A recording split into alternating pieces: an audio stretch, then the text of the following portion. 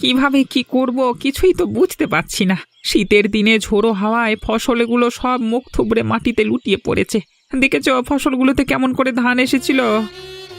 সবটাই তো দেখতে পাচ্ছি রে। এবার মনে হচ্ছে আমাদের বিশাল বড় লোকসান হয়ে যাবে। শীতের দিনে যদি আমাদের ফসলগুলো এভাবে নষ্ট হয়, সারা বছর খাবো কি, বিক্রি বা করব কি? কিছু জমির ধান আগেই পেকে গিয়েছিল, সেগুলো আমি ঘরে তুলে নিয়েছি। তুমিও তো খানিকটা তুলেছো, সেগুলো দিয়ে হয়তো বা কিছুদিন চলা যাবে। কিছুদিন চললে হবে নাকি? পুরো বছর পড়ে রয়েছে, এবছর তো আর ধান চাষ করা যাবে না। যারা চাষাবাদ করে এ দুঃখ শুধু তারাই বুঝতে পারবে। আমাদের দিন যে কত কষ্টে যাচ্ছে। শীতের দিনে হঠাৎ করে এরকম ঝোড়ো হাওয়া আসে প্রতি বছরই, এবার একদম বেশি হলো, সমস্ত ফসল নষ্ট হয়ে গেল। দুঃখ করে আর কি হবে? আমি বাড়িতে যাই, দেখি গিন্নির সাথে কথাবার্তা বলে বাড়িতে যে ধানগুলো আছে কিছুটা বিক্রি করা যায় কিনা। বিক্রি না করলে বাজার সদাই তো করা যাবে না, বিক্রি তো অবশ্যই করতে হবে। যাও যাও, তুমি বাড়িতে যাও, আমিও দেখি কি করা যায় এই দিকটায়।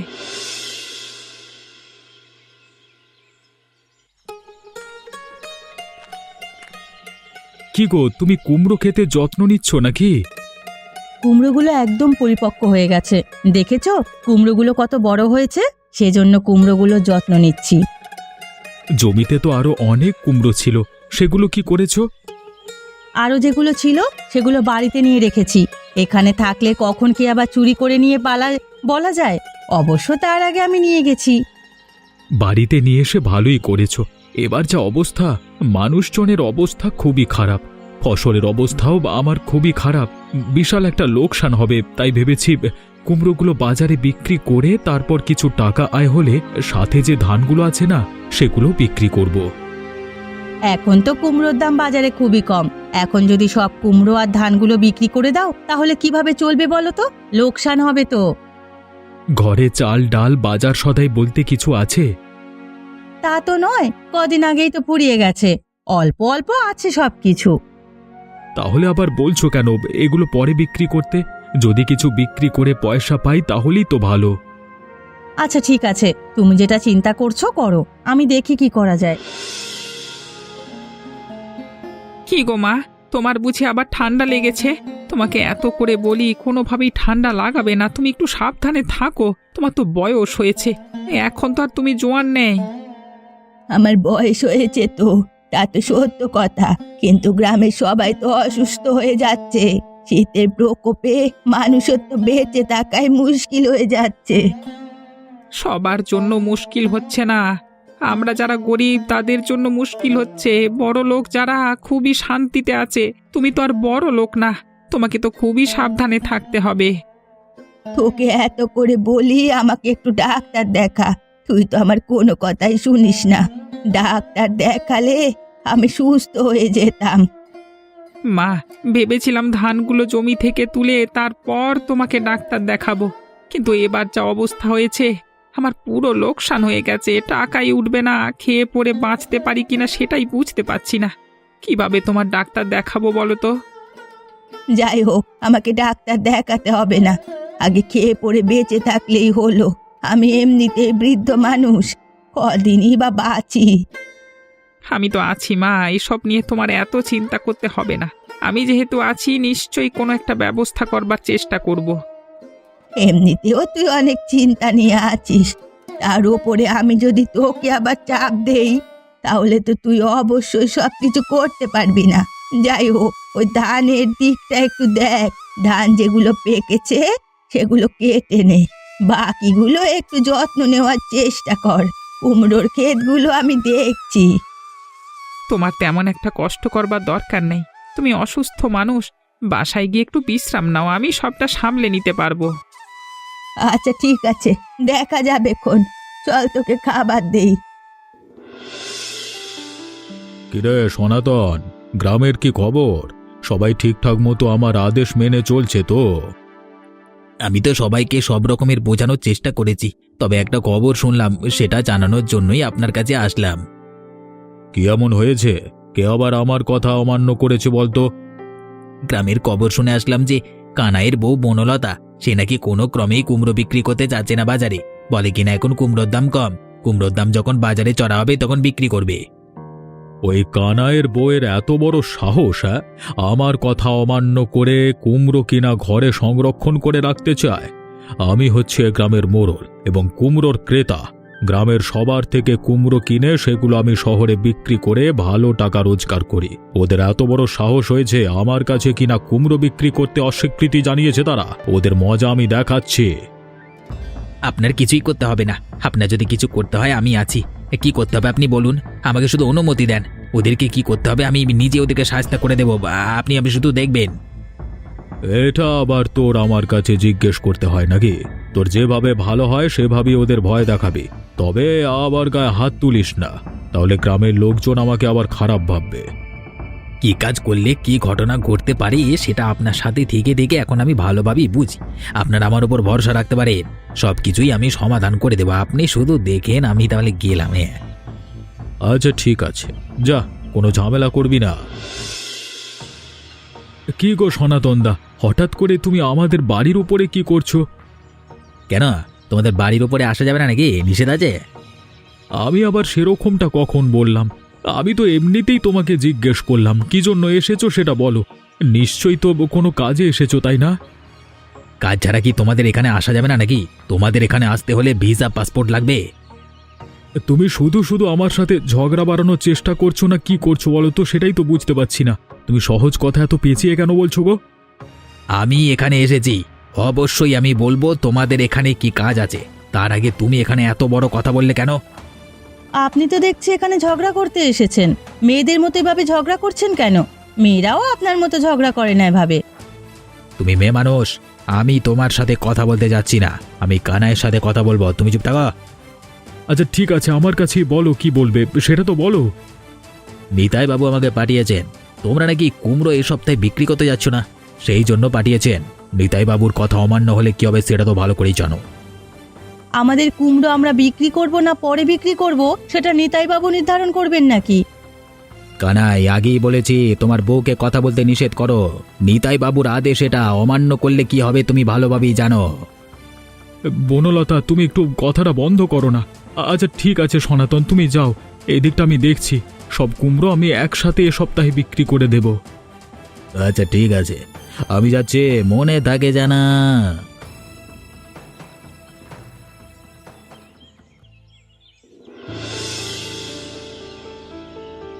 এমনিতেই এই সময় আমরা কুমড়ো অল্প দামে বিক্রি করি, তারপর দেখছি আপনি আরো টাকা কম দিচ্ছেন। বাজারে তো কুমড়োর দাম আরো বেশি। আর একটু টাকা বাড়িয়ে দিন না নিতাই বাবু। কানাই, তোমার বউ তো দেখছি এখানে বেশি কথা বলছে। বউকে কি কথা বলতে নিয়ে এসেছো? তোমার মুখ নিয়ে তুমি কথা বলতে পারো না? এমন বউকে নিয়ে এসেছো যিনি কিনা আমার সাথে তর্ক করছে। আগেই বলেছিলাম এই কানাইয়ের বইটা বড় বেয়াদব বাবু। সত্যি কথা বললেই মানুষ বিয়াদব হয়ে যায়। আমি তো সত্যি কথা বলেছি। আপনারা এভাবে আমাকে অপমান করে কথা বলছেন কেন? কানাই, তুমি এখনো চুপ করে থাকবে? তোমাকে কিন্তু আমি সর্বোচ্চ সাজা দেব বলে দিলাম।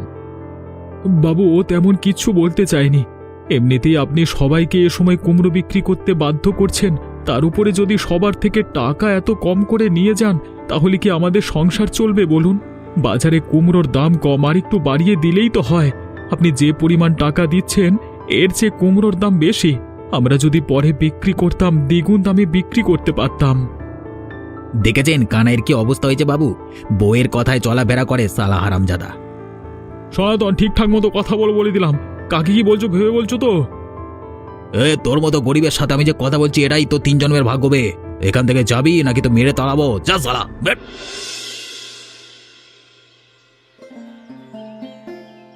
বাবা, তুই এসেছিস? হ্যাঁ মা, আমি এসেছি। আজকে বুঝি তোমার শরীরটা একদম বেশি খারাপ করছে? হ্যাঁ বাবা, আজকে আমার শরীরটা একদমই বেশি খারাপ লাগছে। বাঁচবো কিনা বলতে পারছি না। বাজার থেকে কুমড়ো বিক্রি করে আসলে কিছু ওষুধপত্র আনতে পেরেছিস বাবা? না না, কোনো ওষুধপত্র আনতে পারিনি গো মা। কুমড়ো বিক্রি করলি অথচ আমার জন্য 1 টাকার ওষুধ আনলি না। কি করব মা বলো? যে টাকা দিয়ে কুমড়ো বিক্রি করেছি সেই টাকা নিতাই বাবুকে দিতে হবে জমির খাজনা হিসেবে। বাকি টাকা দিয়ে কিছু চাল কিনেছি, না হলে তো না খেয়ে মরবো। আচ্ছা ঠিক আছে, যেটা ভালো হয়েছে সেটাই করেছিস। আমার জন্য একটু গরম পানি করে দিস তো, লবণ দিয়ে খেয়ে একটু দেখি ভালো লাগে কিনা। আচ্ছা ঠিক আছে মা, তুমি একটু বিশ্রাম নাও, আমি এখনই করে দিচ্ছি। গ্রামের সবার অবস্থাই খারাপ, শীতে সবাই অসুস্থ হয়ে পড়ছে, কারো ঘরে টাকা নেই। নিতাই বাবু সবার থেকে অতিরিক্ত কাজ না তুলে নিচ্ছে। ওসব নিয়ে আমাদের ভাববার দরকার নেই, তুমি এত কথা বলো না, একটু বিশ্রাম নাও। আমি জল গরম করে দিচ্ছি লবণ দিয়ে তোমাকে। কি হয়েছে কদম? তোকে এমন দেখাচ্ছে কেন? কোনো সমস্যা হয়েছে কি? দুঃখের কথা কি আর বলবো, গ্রামের যা অবস্থা, মানুষ না খেয়ে মরছে, অন্যদিকে সবাই অসুস্থ হয়ে যাচ্ছে। এভাবে চললে কিভাবে কি হবে বলো তো? গ্রামের অবস্থা যে একদম নাজেহাল সেটা তো নিজের চোখেই দেখতে পাচ্ছি। কিছুই তো করতে পারছি না, নিজের কাছে নিজেরই খারাপ লাগছে সবটা ভেবে। আজকে তো নিতাই বাবু আমাকে প্রমাণ করলো। ভেবেছিলাম কুমড়ো বিক্রির কিছু টাকা দিয়ে মায়ের জন্য ওষুধ কিনে নিয়ে যাব। মা আমার খুবই অসুস্থ, বাঁচবে কিনা সেটা বলতে পারছি না। পৃথিবীতে একমাত্র মাই রয়েছে আমার, কি করব বলো তো? কেন, কুমড়ো তো বিক্রি করেছো, কিছু টাকা তো পেয়েছো, সে টাকা দিয়ে তো চিকিৎসা করালেই হয়। সেটাই তো ভেবেছিলাম, কিন্তু কুমড়ো বিক্রির টাকা নিতাই বাবু সবটা আমাকে দেয়নি। কেন দেয়নি কেন? অল্প কয়েকটা টাকা দিয়েছে, যা দিয়ে শুধু চাল কিনতে পেরেছি, মায়ের ওষুধ কিনতে পারিনি। জমির খাজনা বাবদ টাকাগুলো রেখে দিয়েছে। অনেক অন্যায় সহ্য করে ফেলেছি নিতাই বাবুর, এভাবে চুপচাপ বসে থাকলে হবে না। অবশ্যই আমাদের প্রতিবাদ করতে হবে, সবাই মিলে একসাথে তার বিরুদ্ধে রুখে দাঁড়াতে হবে। এর মধ্যে শুনেছি কুমড়োর দাম নাকি অনেক বেড়ে গিয়েছে। একদম ঠিক কথাই শুনেছ। পাকা কুমড়ো যেগুলো লাল হয়ে গেছে সেগুলোর দাম বাজারে 4-5 গুণ বেশি হয়ে গেছে। আচ্ছা ঠিক আছে, চলো তোমাদের একটা জিনিস দেখাই। কি গো গিন্নি, তুমি কি পাগল হয়ে গেছো নাকি? এখানে এসে এভাবে আমাদের দুজনকে দাঁড় করিয়ে মাটি খুঁড়ছো কেন? কি গো বৌদি, তুমি তো বললে আমাদের কিছু দেখাবে, তুমি এখানে এসে মাটি খুঁড়ছো, কিছু খুঁড়ে বের করছো নাকি আবার? হ্যাঁ হ্যাঁ। আগে দাঁড়িয়ে দাঁড়িয়ে দেখো আমি এখান থেকে কি খুঁড়ে বের করি। এ তো বিশাল অবাক করা ব্যাপার, তুমি এই লাল কুমড়োগুলো এখানে কিভাবে পেলে বৌদি? তুমি যে এখানে কুমড়ো লুকিয়ে রেখেছিলে সে কথা তো আমাকে বলনি। তখন তো আমি এখানে এই কুমড়োগুলোই রেখেছিলাম, এতদিন রাখার ফলে হয়তো কুমড়োগুলো পেকে লাল হয়ে গেছে একদম। কাউকে আমি কথা বলিনি, তোমাকে বলিনি কারণ তোমার পেটে কোনো কথা থাকে না। তারপর সারা গ্রামে জানাজানি হয়ে যেত, নিতাই বাবু এসে অত্যাচার করতো আমাদের উপর। এটা তুমি ভালোই করেছো, এখন এই লাল কুমড়োর চাহিদা সবচেয়ে বেশি, এগুলো বাজারে বিক্রি করলে অনেক দামে বিক্রি করতে পারবে, তোমাদের কপাল খুলে গেল। আমাদের একার কপাল খুলবে না, আমি এই কুমড়োগুলো বাজারে বিক্রি করে গ্রামের সবাইকে সাহায্য সহযোগিতা করতে চাই। আরও 2-3 জায়গায় আমি কুমড়ো রেখে দিয়েছি, তোমরা আমার হাতে হাতে সেগুলো ধরে ওঠাও, তারপরে বাজারে বিক্রি করতে যাব। আমি তো বড় চিন্তায় ছিলাম এই লাল কুমড়োগুলো কোথায় বিক্রি করব। তবে এই গ্রামে যে এত বড় একটা হাট রয়েছে লাল কুমড়ো বিক্রি করার, সেটা তো আমি জানতামই না। আমি সব কিছুই জানতাম, কিন্তু নিতাই বাবুর ভয়ে কিছুই বলতাম না কখনো। এবার যেহেতু তোমরা সাহস করেছো, আমিও সাহস জুগিয়ে এখানে চলে এসেছি। নিতাই বাবু আমাদের যে দাম দিত তার চেয়ে এখানে অন্তত 5-6 গুণ বেশি দামে আমরা বিক্রি করলাম, তাহলে ভাবো তিনি আমাদের কত পরিমাণ ঠকাতেন। তবে আমার বড় চিন্তা হচ্ছে গো, নিতাই বাবু নিশ্চয়ই এতক্ষণে খবর জেনে গেছে। কি বলছো? আমরা তো অন্য গ্রামের হাটে এসে বিক্রি করলাম, নিতাই বাবু এ খবর জানবে কিভাবে?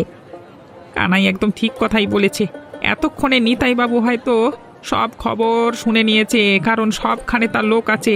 তিনি এখানে এসেও কুমড়ো বিক্রি করেন, আবার শহরেও পাঠান। বাবা, নিতাই বাবুকে ভয় পাওয়ার দিন শেষ হয়ে গেছে, সবাই মিলে প্রতিবাদের দিন শুরু হলো। বৌদি একদম ঠিক কথাই বলেছে, আমরা পুরুষ মানুষ হয়ে যে সাহস করিনি, বৌদি সেই সাহস করেছে। আমরা সবাই তোমার সাথে আছি বৌদি। খেয়াল করলাম এখানে জিনিসপত্রের দাম অনেক কম আছে, চাল ডালের দাম খুবই কম। ওখানে তো নিতাই বাবু সবকিছু পরিচালনা করেন, সেজন্য দামও বেশি নেন। এখানে তো সবকিছুর সঠিক দাম রয়েছে। গ্রামে সবার জন্য এখান থেকে আমরা চাল ডাল কিনে নিয়ে যাব, আর একসাথে ওষুধপত্র। এটা ঠিক কথাই বলেছ, চলো চলো সেটাই করি। কি হয়েছে? তুই এভাবে এরকম ছুটে আসলি কোত্থেকে রে সনাতন? বিশাল বড় খবর শুনতে পেয়েছি, সেটা অবশ্যই আপনাকে জানানো দরকার, সেই জন্য আমি ছুটে আসলাম। যেভাবে ছুটে আসলি মনে হচ্ছে কেউ তোকে তাড়া করেছে। কি হয়েছে বলতো? বিশাল কাণ্ড! কানাইয়ের বউ বনলতা সে লাল কুমড়ো তার বাড়ির ওখানে লুকিয়ে রেখেছিল। সেগুলো আমাদের পাশের গ্রামে বিক্রি করে এসছে ৫-৬ গুণ দামে। সালা সে টাকা দিয়ে গ্রামে সবাইকে সাহায্য করছে। ওদের এত বড় সাহস! ওরা কিনা আমার কথা অমান্য করে কুমড়ো সংরক্ষিত রেখেছিল। তুই কি কোনো খোঁজ খবর রাখতে পারিস না কিভাবে ওরা এটা করলো? আমি তো সব ধরনের খোঁজ খবর রাখি। কেউ যদি বাড়ির পেছনে বা আঙিনায় লুকিয়ে রাখে সেটা তো আমি জানতে পারি না। রাতে হয়তো এই কাজ করেছে, কিন্তু বিক্রি যে করেছে সেটা তো আমি জেনে গেছি। এই লাল কুমড়ো যদি শীতের দিনে আমি গিয়ে শহরে বিক্রি করতে পারতাম, বিশাল বড় একটা অঙ্কের লাভ হতো। শহরের যত ধনী ব্যবসায়ী আছে তারা আমার কাছে লাল কুমড়োর কথা জিজ্ঞেস করেছিল। এখন কি করবেন? নিশ্চয়ই একটা ব্যবস্থা করা দরকার আমাদের। গ্রামের সবার উপকার করেছে, গ্রামবাসী ওদের পক্ষে থাকবে। রাতে গিয়ে ওদের যে কোনো একটা ব্যবস্থা করব, গ্রাম ছাড়া করব, না হলে মেরে ফেলবো। তোরা সবাই প্রস্তুত থাকিস। আচ্ছা ঠিক আছে, আপনি কোনো চিন্তা করবেন না। রাতে সবাইকে নিয়ে প্রস্তুত থাকবো, ওদের মেরেই ফেলবো। কি হয়েছে বুড়িমা? তোমরা হঠাৎ করে সবাই মিলে এখানে এসেছো? আর বুড়িমা, তুমি না অসুস্থ? তুমি এখানে এসেছো কেন? কিছু হয়েছে নাকি? কিছুই হয়নি, তোর জন্যই আমি এখন সুস্থ হয়ে গেছি। তুই যে ওষুধ কিনে দিয়েছিস সেগুলো খেয়ে আমি পুরোপুরি সুস্থ। কিছুই যেহেতু হয়নি, তাহলে তোমরা এত রাতে এখানে এসেছো কেন? এত রাত হলো কোত্থেকে? মাত্র সন্ধ্যা। কিছুই হয়নি তার মানে কিছু হবে না এমন তো নয়। কি বলছো বুড়িমা? তোমার কথার আগা মাথা কিছুই তো বুঝতে পারছি না, একটু ভালোভাবে বলো না। গ্রামের সবাইকে সাহায্য করছিস, এখন নিশ্চয়ই তোদের ওপর নিতাই বাবু যে কোনো সময় হামলা করতে পারে। সেজন্য আমরা সবাই তোদের পাহারা দিতে এসেছি। এটা কোনো কথা হলো বুড়িমা? নিতাই বাবু আমাদের কিছুই করতে পারবে না। তোমরা শুধু শুধু এখানে এসেছো। যাও যাও, যার যার বাড়ি ফিরে যাও তো। মা যেটা বলেছে ঠিক কথাই বলেছে। গ্রামের সবাই মিলে আমরা এটাই সিদ্ধান্ত নিয়েছি, দিনে তারা ক্ষতি করতে আসলে আমরা অবশ্যই থাকবো, রাতে আসলে আমাদের তোমাদের বাঁচাবে কে? সেই জন্যই আমরা এখানে থাকবো। কদমদা, শেষ পর্যন্ত তুমিও কিনা এদের মতো পাগল হয়ে গেলে? কেউ পাগল হয়নি, আমরা যেটা ভেবেছি সেটাই হবে। তোমরা এখানে আপাতত সবার জন্য একটু চা করে আনো, সবাই একটু চা খাক। আচ্ছা ঠিক আছে, তোমরা যেহেতু মানবে না তাহলে থাকো। বুড়িমা, চলো তো আমার সাথে চা বানাতে। হারামজাদারা ঘুমাচ্ছে সালা, আজকে ওদের জীবনের শেষ ঘুম। এই ঘুম এমন ঘুম পাড়িয়ে দেব এখন ওরা বুঝবে মজা। ঘুমের মধ্যে ওদের মেরে ফেললে সেটা আমি আনন্দ পাবো না। ওদের কষ্ট দিয়ে তারপর মারতে হবে বলে দিলাম। কি হয়েছে? আপনারা এত রাতে আমাদের ঘরে এসে চেঁচামেচি করছেন কেন? আর আপনার সাথে এত লোকজন কেন? তোদের মেরে সারা জীবনের জন্য ঘুম পাড়িয়ে দেব, সেজন্যই আমরা এসেছি।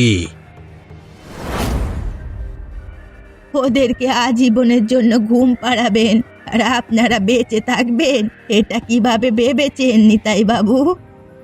একে একে তোমরা কোত্থেকে আসলে? তোরা দাঁড়িয়ে আছিস কেন রে? এদের উপর হামলা কর।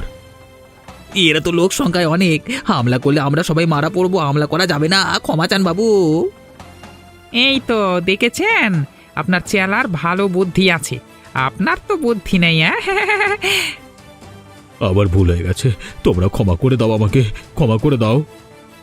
আপনাকে ক্ষমা কেউই করবে না। আপনি যে কিরকম ব্যবহার করেন গ্রামের মেয়েদের সাথে তা সবাই ভালো করেই জানে। অসম্মান করেন।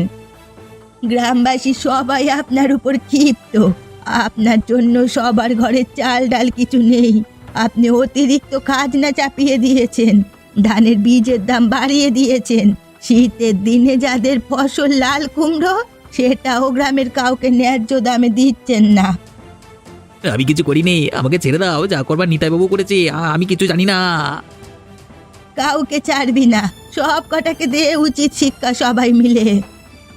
এমন মজার মজার গল্প দেখতে চাইলে আমাদের চ্যানেলকে সাবস্ক্রাইব করতে ভুলবেন না।